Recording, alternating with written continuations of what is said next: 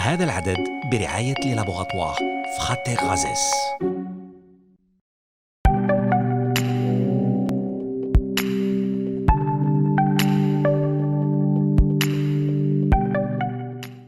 Alors, en pratique, que pouvez-vous nous dire, professeur, à propos des médicaments biosimilaires? Et dans un premier temps, je vous demanderai de nous les décrire à votre manière. يعني عرفنا بهاد الأدوية الحيوية.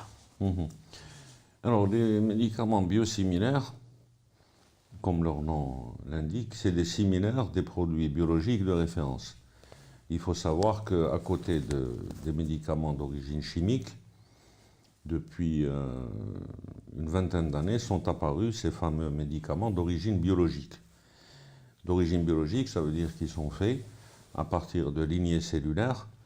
Au départ, c'était des lignées de certaines bactéries, notamment Escherichia coli. Maintenant, ça s'est développé. Et le même processus qu'il y a eu dans l'industrie pharmaceutique chimique s'est développé dans l'industrie pharmaceutique biologique, des biotechnologies. Autrement dit, ce qui s'est passé pour les médicaments chimiques, c'est-à-dire les génériques et les copies, s'est passé pour les biosimilaires.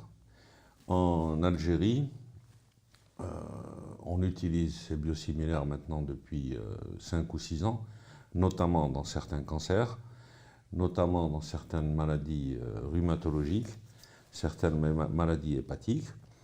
Et l'utilisation qui a été faite est partie d'un principe de précaution, c'était d'utiliser ces biosimilaires chez les nouveaux patients et de garder le produit biologique de référence chez les anciens.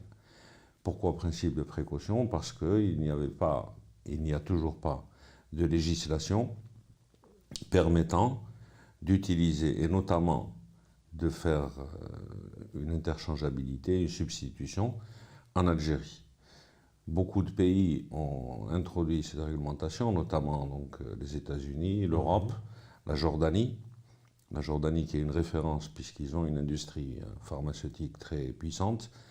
Les pays asiatiques, notamment l'Inde, la Chine, le Japon, la Corée du Sud. En Algérie, du fait de l'absence de réglementation, malgré nos demandes réitérées, pour le moment, on est resté donc sur l'utilisation des produits de référence chez les anciennes malades et des produits biosimilaires chez les nouvelles. Que ce soit dans les cancers, que ce soit dans le diabète ou en rhumatologie, en attendant qu'il y ait cette possibilité d'interchangeabilité. Très bien.